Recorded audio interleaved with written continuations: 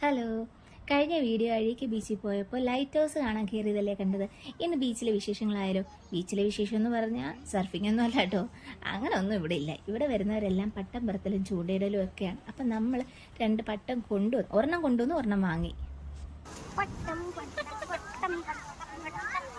ഇതാദ്യമാണ് ഞങ്ങൾ ഇവിടെ വരുന്നത്. വാങ്ങിയ പട്ടത്തിൻ്റെ നൂലും ആ നീണ്ടെടുക്കുന്ന റിബണും നൂത്ത് ഞാൻ പറത്താൻ തുടങ്ങി. പക്ഷേ എവിടെയൊക്കെയോ എന്തൊക്കെയോ തകരാറ് പോലെ ആയിട്ടും തല കുത്തിനെ താഴേക്ക് പോരുകയാണ്. കുറച്ച് പൊങ്ങിയിട്ട് ഇതാ കിടക്കുന്നത് താഴേക്ക്. എന്താ പറ്റണേന്ന് എനിക്കും അറിയില്ല, ഏട്ടനും അറിയില്ല. 2-3 തവണ എടുത്തു വെച്ച് നോക്കി.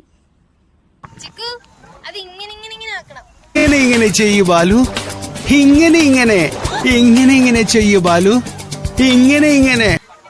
ഇങ്ങനെ അങ്ങനെ ആരോട് പറയാൻ, ആരെ കേൾക്കാൻ? ഒരാൾ നൂല് പിടിക്കാനും അടുത്ത ആൾ എടുത്ത് മേലോട്ടിടാനും എങ്ങനെയൊക്കെ ഇട്ടാലേ ലാസ്റ്റ് കറങ്ങി തിരിഞ്ഞ് കറക്റ്റ് കയ്യിൽ തന്നെ തിരിച്ചു വരുന്നതുണ്ടോ? എന്താ പ്രശ്നമെന്ന് അറിയത്തില്ല. കാറ്റിൻ്റെ കൂടുതലാണോ? അതല്ല ആണെങ്കിൽ ബാക്കിയുള്ളവർ പറക്കൂ. ഇതൊരുമാതിരി ബൂമറാങ് പോലെ തിരിച്ചു വരും.